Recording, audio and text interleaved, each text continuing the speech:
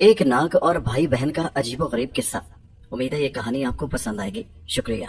پرانے زمانے کی بات ہے، ہندوستان کی ایک ریاست میں ایک راجا تھا اور اس کی ایک بہت ہی خوبصورت رانی تھی۔ ان دونوں کے دو بچے تھے، ایک لڑکا اور ایک لڑکی۔ لیکن خدا کا کرنا ایسا ہوا، کچھ عرصے کے بعد رانی بیمار ہوئی اور خدا کے حکم سے اللہ کو پیاری ہو گئی۔ رانی مر گئی، لیکن اپنے پیچھے وہ دونوں بچے چھوڑ گئی، ایک لڑکا اور ایک لڑکی۔ راجا نے سوچا کہ مجھے دونوں بچوں کے لیے ایک نئی ماں لے آنی چاہیے۔ راجا تھا، اسے عورتوں کی کیا کمی تھی، لہٰذا اس نے ایک اور عورت سے پیار رچا لیا۔ لیکن نئی رانی، ان بچوں کی سوتیلی ماں، وہ ان دونوں بچوں کو بالکل نہیں چاہتی تھی، ان سے بہت نفرت کرتی تھی اور ہمیشہ ان سے جان چھڑانے کے بارے میں سوچتی رہتی تھی۔ وہ اکثر سوچتی کہ کسی نہ کسی طرح ان دونوں بچوں کو مار دیا جائے، ٹھکانے لگا دیا جائے، لیکن اسے موقع نہیں ملتا تھا۔ لیکن ایک دن ایسا ہوا، لڑکی کو پیاس لگی، جیسا کہ بچوں کی قدرتی عادت ہوتی ہے۔ اس نے سوتیلی ماں سے کہا، اماں مجھے پیاس لگ رہی ہے، چھاچھ پلا دو۔ یہ موقع سوتیلی ماں کو بڑا غنیمت لگا۔ اس نے موقع سے فائدہ اٹھاتے ہوئے ایک چھوٹے سا سانپ کا بچہ اس چھاچھ میں ڈالا اور وہی چھاچھ اپنی سوتیلی بیٹی کو پلا دیا۔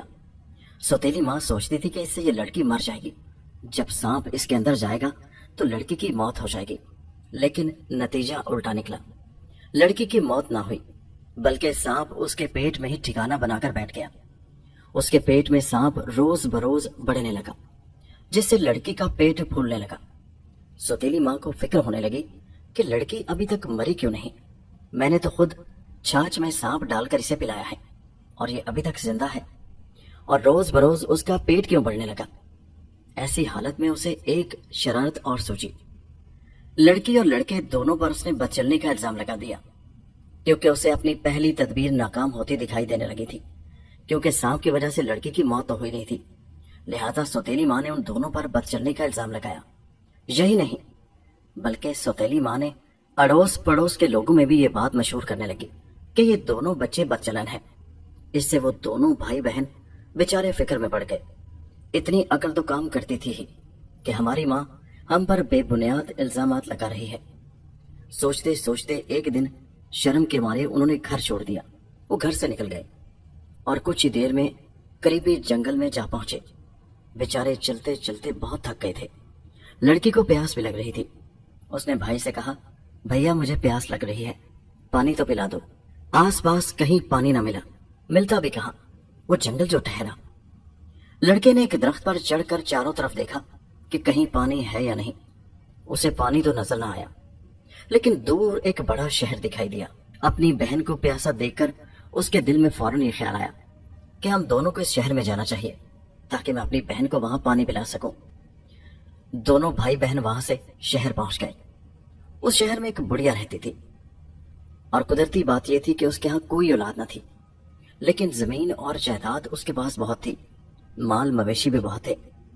ان کے ساتھ ساتھ بڑھیا نے ایک بندر اور ایک بندریا بھی پال رکھے تھے۔ بندر اور بندریا بڑھیا کی ہر بات سمجھتے۔ بندر ہر روز مال مویشی چرا لاتا اور دودھ دو کر گھر میں رکھتا، کھیتی باڑی وغیرہ باہر کا سارا کام کاج سنبھالتا، اور بندریا دودھ گرم کرتی، دودھ جماتی، چھاچھ بیچتی، گھر کے اندر کا سارا کام سنبھالتی تھی۔ اس لیے وہ بڑھیا اس بندر اور بندریا کو ہی اپنا لڑکا اور لڑکی سمجھتی تھی، اور یہ دونوں اس بڑھیا کے سہارے تھے۔ اتفاق سے وہ دونوں بھائی بہن اس بڑھیا کے گھر پہنچ گئے۔ وہ جنگل میں پھرتے پھرتے بہت تھک گئے تھے اور اپنے لباس سے وہ کسی شاہی گھرانے کے نظر آتے تھے۔ اس بڑھیا نے انہیں دودھ وغیرہ پلا کر انہیں پناہ دی۔ اسے یہ دونوں بہن بھائی بہت اچھے لگے تھے۔ اس دن سے یہ دونوں بھائی بہن بھی اس بڑھیا کا سہارا بن گئے۔ بڑھیا بھی انہیں اپنے لڑکی اور لڑکا ماننے لگی۔ کچھ دن اسی طرح سکھ چین سے گزر گئے۔ اس بڑھیا کے گھر ہر روز 7 سیر دودھ ہوتا تھا اور اسے گرم کرنا، جمانا وغیرہ بھاری کام تھا، اسے بندریا سنبھالتی تھی۔ ایک دن دودھ گرم ہو رہا تھا کہ اچانک بندریا کا پاؤں پھسلا اور وہ اس دودھ کے کڑھوں میں جا گری۔ وہ اسی وقت بیچاری مر گئی۔ اس سے بندر بیچارے کو بڑا دکھ ہوا اور جوڑے کے بغیر اس سے رہا نہیں گیا۔ اکیلا رہنا بیکار سمجھ کر اس گرم دودھ میں پڑ کر بندر بھی بندریا کے پاس پہنچ گیا۔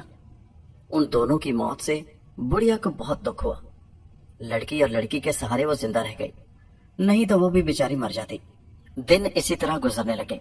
बुढ़िया उनके साथ बहुत मोहब्बत से पेश आती, लेकिन खुदा का करना यह हुआ कि कुछ ही अरसे के बाद बुढ़िया की भी मौत हो गई। उसके मरने के बाद उसके मकान में सिर्फ वो दोनों भाई बहन ही रह गए। अब ये भाई बहन उस बुढ़िया की जायदाद के मालिक बन गए। भाई हर रोज माल मवेशी चराता और दूध दोह कर घर में रखता। बहन दूध गर्म करती, जमाती, और इसके साथ साथ बहन को एक आदत सी पड़ गई कि वो दूध गर्म करते करते सो जाती थी। ठीक उसी मौका पर उसके मुंह से वो सांप जो उसके पेट में बढ़ रहा था निकलता और उन 7 बर्तनों का दूध पी जाता और फिर लड़की के पेट में चला जाता। लड़की जब नींद से उठकर देखती तो दूध की एक बूंद भी ना मिलती, सारा दूध गायब होता। उसकी हैरानी का ठिकाना ना रहता, दूध कहाँ गायब हो गया। उसने जब भाई को यह माजरा बताया तो भाई भी ये जानकर हैरान हुआ कि इतना दूध आखिर कहाँ चला जाता है, कोई चुरा लेता है क्या। लेकिन उनके मकान में तो कोई दाखिल नहीं हो सकता था। आखिर उसे अपनी बहन पर शक हुआ कि कहीं ये तो नहीं पी लेती, लेकिन इस बात पर भी उसे पूरी तरह यकीन नहीं आता था। वो सोचने लगा, भला अकेली लड़की 7 सेर दूध, 7 बर्तनों का दूध किस तरह पी सकती है। खैर कुछ भी हो, उस भाई ने फैसला कर लिया कि इस बात का खोज लगाना ही चाहिए। दूसरे दिन ठीक वक्त पर सुबह सुबह सारी गायों का दूध निकाला गया और 7 बर्तनों में भरकर रख दिया गया। उस दिन भाई गाय चराने नहीं गया।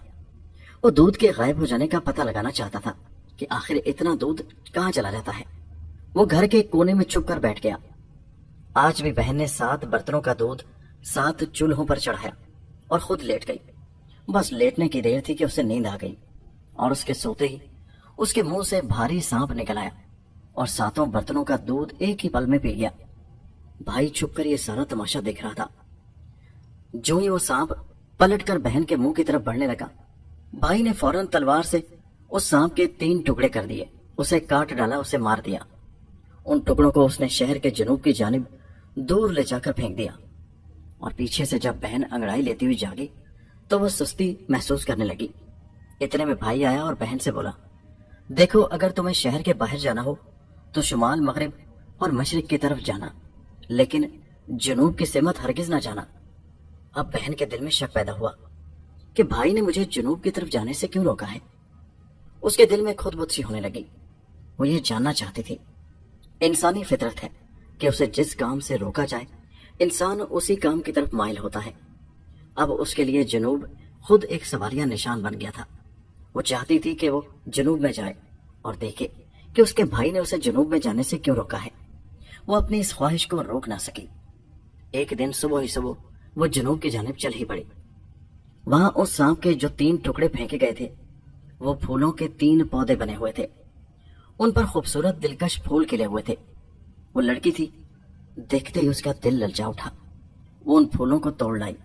उन फूलों को खुशी खुशी उसने अपने भाई के कपड़ों में लगा दिया।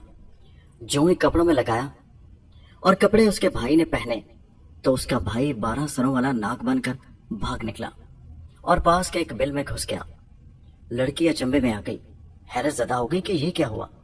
वो अकेली रह गई और रोने लगी। इतने में एक राजकुमार वहां से गुजरा। राजकुमार घोड़े पर सवार होकर उसी रास्ते से आ निकला।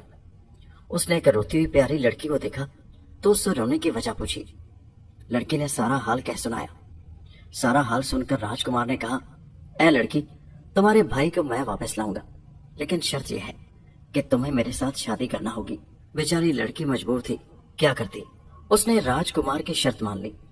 राजकुमार ने बहुत से मुल्क के बड़े बड़े सपेरों को बुलाया और फिर वो बिल जिसमें 12 सरों वाला नाग घुसा था उसे खुदवाया।